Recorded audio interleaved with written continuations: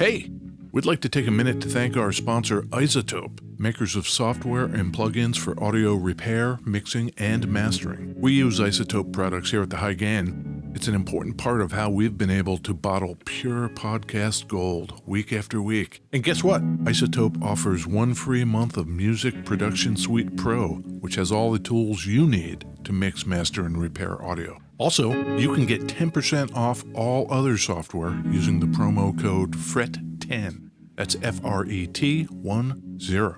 All of this is at iZotope.com, iZotope.com.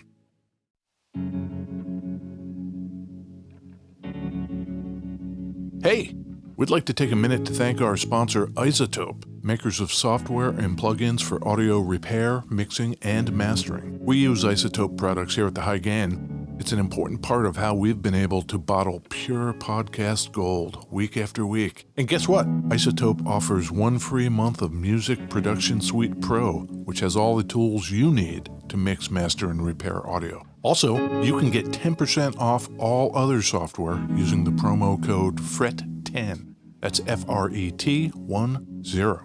All of this is at iZotope.com, iZotope.com.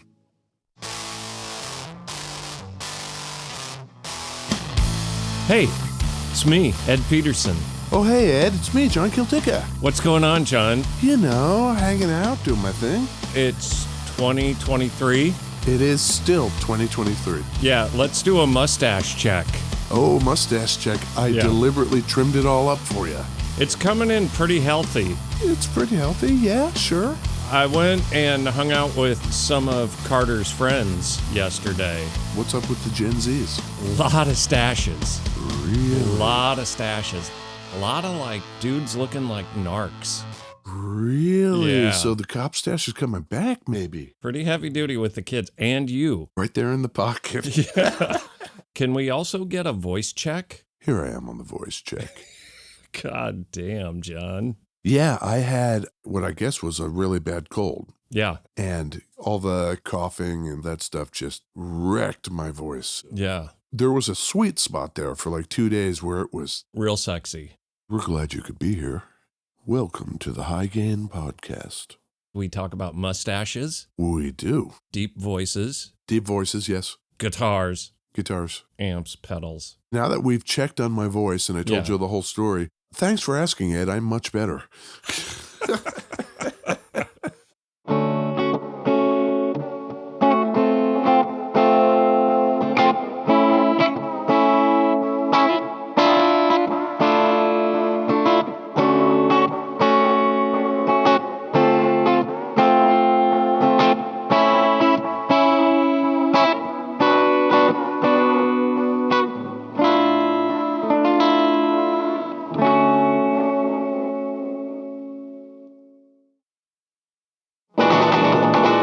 Beverages. Beverages, Ed. That was pretty cool. Some mellow, jazzy stylings. It had some cool chords in it.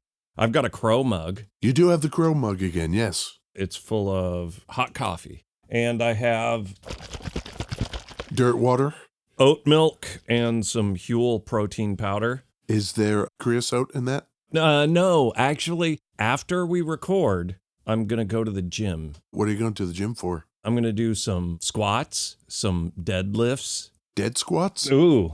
Speaking of creosote, I finished Stella Maris, the second book that Cormac McCarthy released in the last 6 months. Got a summary? Man, it's the companion book to The Passenger. The Passenger is kind of normal McCarthy, a dude who's like a salvage diver, but he constantly mentions his sister. So Stella Maris is the sister's story. Except beginning to end, 100% of the book is transcriptions of her therapy sessions. Wild. Cormac McCarthy style, there's no quotation marks and there's no attribution of who's speaking. Did you like it? I think The Passenger is great. I think Stella Maris is interesting after reading The Passenger. You kind of have to read them together.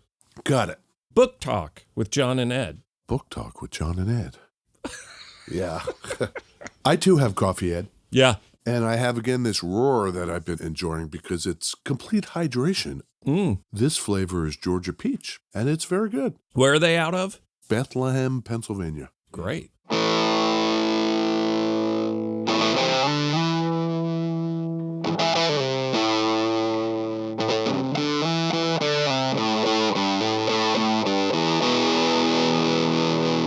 This, Ed, is an Epiphone guitar. This is the Al Caiola model.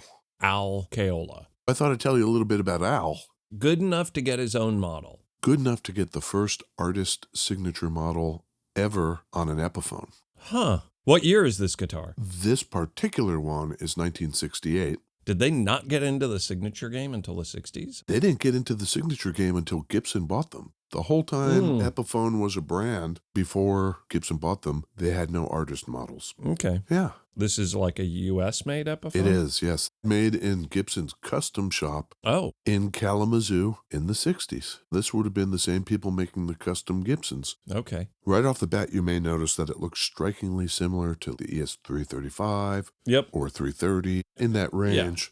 Or on the Epiphone side of things, like the Sheraton or the Casino. No F-holes. It's got those dog-ear P90s. Yes. But they're like that chrome cover kind of thing. So they're like pretty shiny, fancy looking. And then that control plate is pretty wild. There's 1, 2, 3, 4, 5, 6 switches on a guitar with only 2 pickups. Ed's right. There are these 6 switches. Those are called the tone expressor switches. Oh. 1 volume, 1 tone. A pickup selector. 2 position, 3 position. 2 position. Weird. You cannot have both pickups. Oh, no kidding. It is one or the other. Okay. So here's the neck.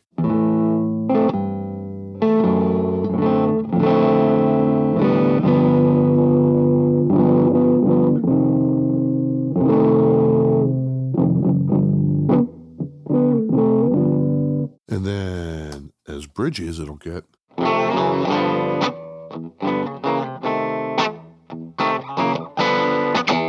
We've talked about 335s before. We have. Acoustically, why do 335s have F-holes if they have pickups? You know, I look at this and there's no F-holes, but then like, what do the F-holes do when you're actually going through the pickup? I guess my core question is, you take this guitar. Yes. We play something with this guitar. You then put F-holes with the same pickups, the same electronics, everything the same.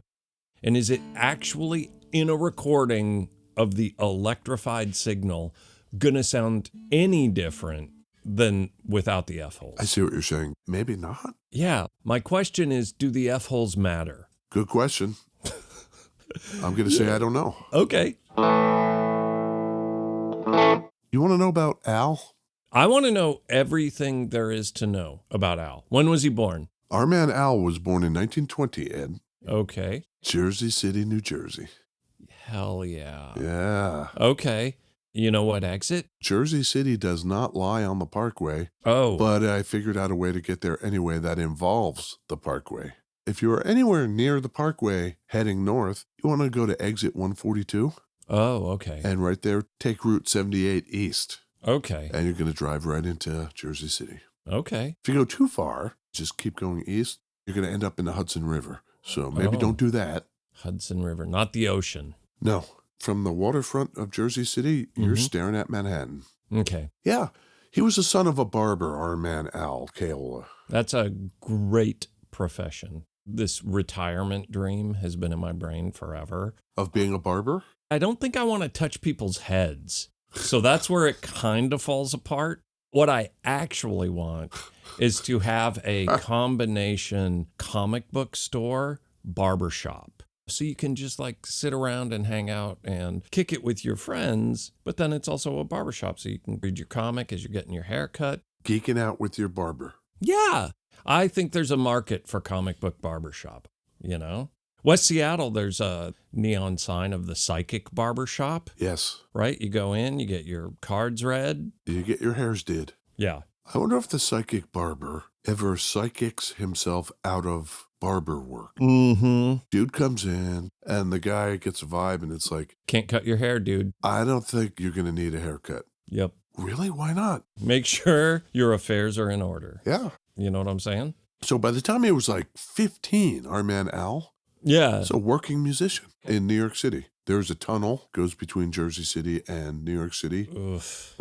Knock on wood, it's still there. 1910 tech under the water. Oof. There were times where I'd be in that train and maybe the train would stop. Mm-hmm. Maybe the lights would even go out. Ugh.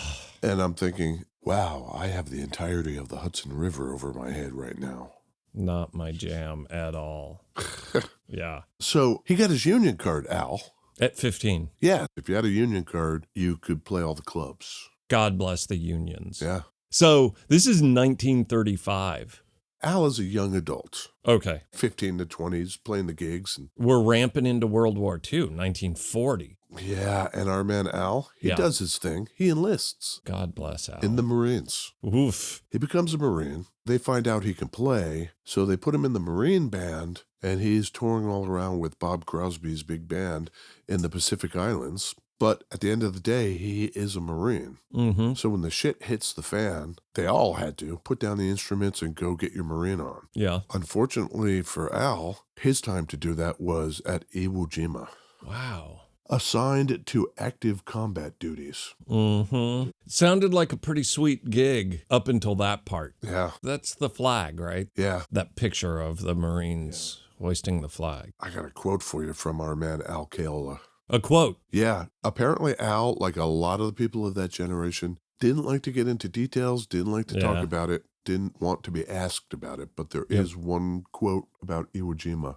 It was bad. Those islands were landing strips with cemeteries attached. Yeah. I don't know if that's generationally a thing.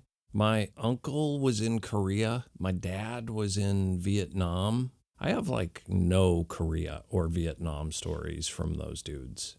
All the talking, they saved that for Ed. We'll let Ed do the talking. What was Pops' name? Ronald Herbert Peterson. Hit him with the dong. Sorry about that, Pops Peterson. Ken Peterson hit him with a dong. Yep. Not a lot of talking.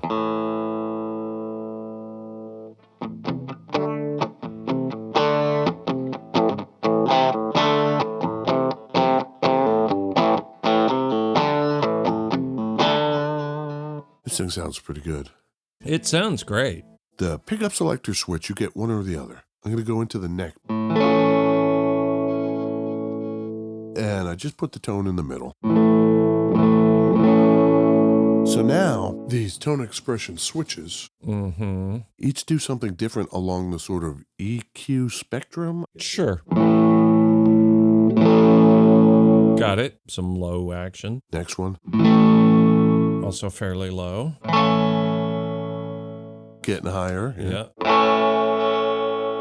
21st century style. Let's go back to the bridge pickup and crank the treble now that we're on that high EQ. Right.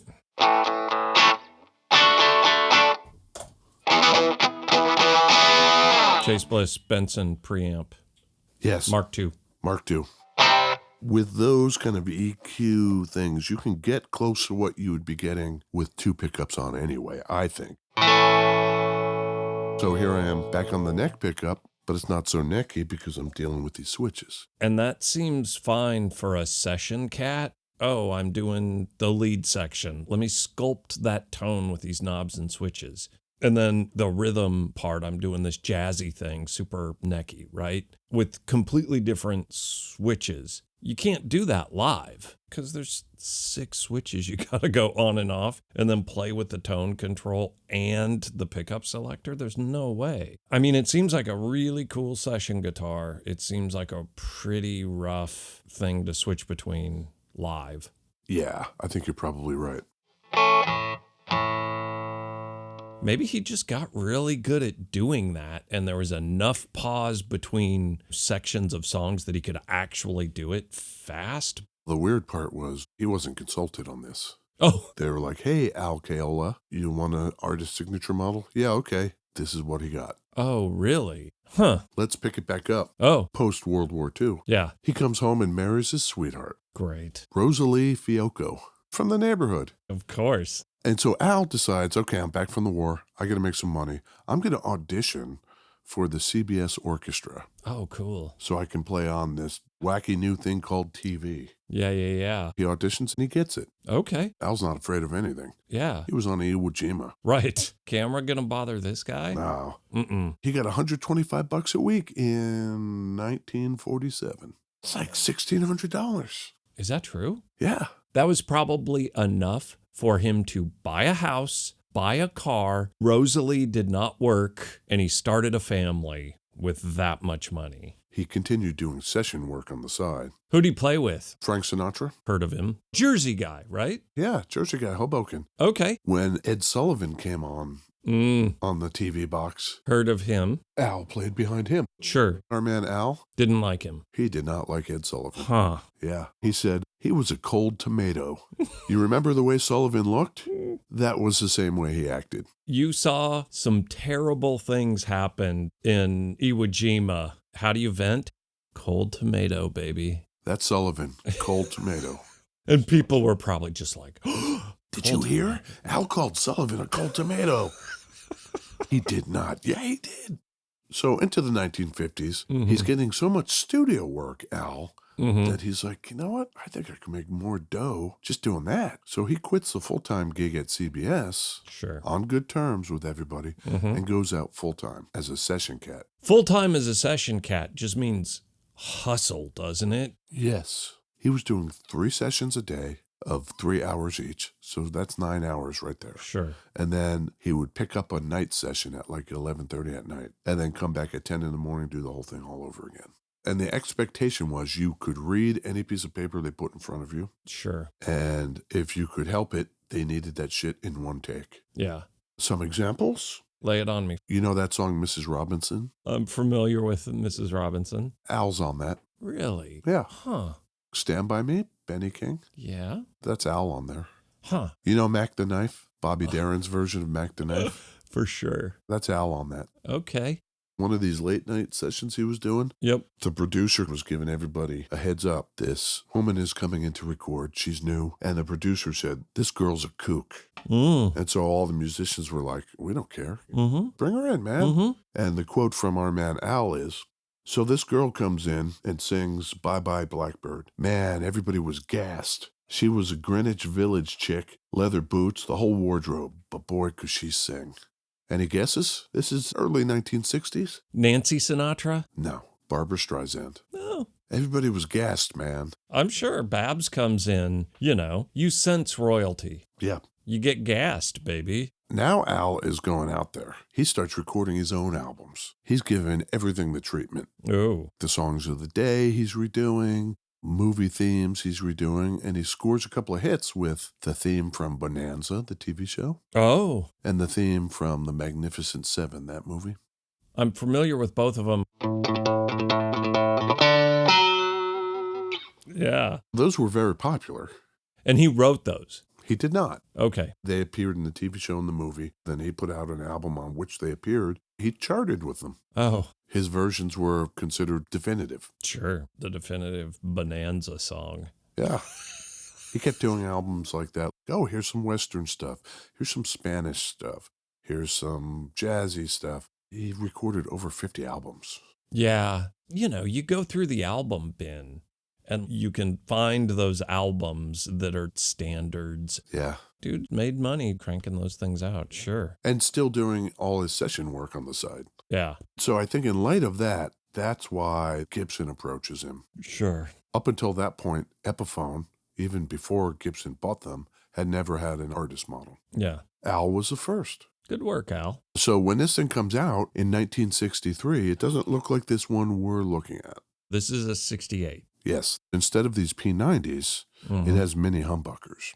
And instead of these dot inlays, it's considerably fancier. It's got the big block inlays on it. Okay. So Ed, in 1963, the Al Caiola by Epiphone, $1963. 63. It still had the control panel? Yes. But mini humbuckers. Yes. Something happened and my 1963 inflation calculator has scrambled. I'm going to say $419. That's not bad. Yeah? I'm not going to say it's accurate, but it's not bad. More or less? It's more. $532. There you go, Ed. It was $5.25. Okay. For a reference, Yeah. the Sheraton was $545. Okay. And then in today dollars, that's got to be $3,700. It's $5,000. Oh my God. Yeah. In 66, they come out with another version. This one I'm holding. They call this one the Al Caiola Standard. Mm-hmm. It's got the P90s instead of the humbuckers. Mm-hmm. It's got dot inlays instead of the block inlays. Yeah. So you got to wonder, if you're going to call this the Al Caiola and it's going to be the Standard, what about the fancier one? Yeah. What are we going to do about that, boss? Right. Let's call that the Custom. Okay. They didn't change anything on the fancy one. They just renamed it. Do you got a price on the Standard? Yes. Like I want to, okay. You want to give it a shot? $525 for the fancy boy. A couple years later, they're making the lower end model to appeal to like a broader audience, knocking like 20% of the price off. So $425. You did wonderfully, Ed. Yeah. It was $420. Oh my God. Yeah.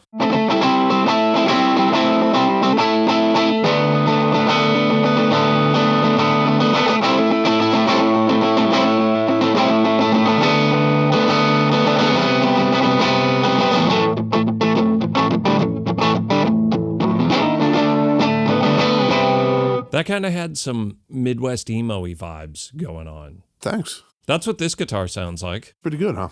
But by 1969, they discontinued all the Al Caiola models. Unrelated to any Al behavior. When Al left the building in 2016, Woof. 97. 97. Congrats, Al. Hey, guess what? What? When Al passed, he was still married to Rosalie. 69 years. Do we still got Rosalie? I couldn't find anything past 2016. I like to think she's in Palm Springs, chilling by a pool right now. She's doing great. Yeah. Rosalie. You gotta try it. Try and decide. Is it hello or goodbye? Buy or deny? This thing doesn't have F-holes on it. I know. But it does have P90s. Okay. And a whole bunch of switches that let you do stuff. Yeah. The Epiphone Al Caiola Standard, Ed. Mm-hmm. Buy or deny?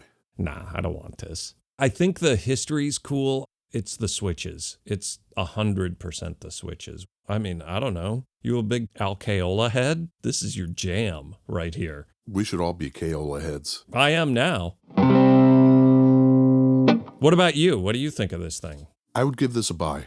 Oh, sure. Yeah. It sounds really great. It does. You've already pointed out that it's going to be more useful to somebody in a recording situation. For sure. Somebody live, yeah, it could be a rough go. Maybe you just set it somewhere and forget it. Exactly. Let's take pictures of this. Oh, you wanna? Where should we put them? Let's put them up on the Instagrams like we do. Okay. Let's put them up on our web page place. Yeah. thehighgain.com. You know what we're going to do? What? We'll take a picture of just the tone control. Ooh. And we'll put it on the Instagram today, Sunday. That picture is going to be posted 5 minutes from now. Yeah, so all you people listening to this in the future time, could you guess from that tone control what the guitar was? Ooh. How many Caiola heads we got out there? Yeah, C heads. Yeah. Okay, well, until then, we are still proud contributing members of the Ruinous Media Network of music-related podcasts. I would say we are their, I don't know, 9th most popular podcast or something at this point, with a bullet. 9th most popular. Yeah. And that's saying something, because they have, 8 podcasts. Yeah, so go check out Ruinous Media and listen to all that stuff. Yeah. And we'll see you next time, Ed. Okay, bye. All right, bye.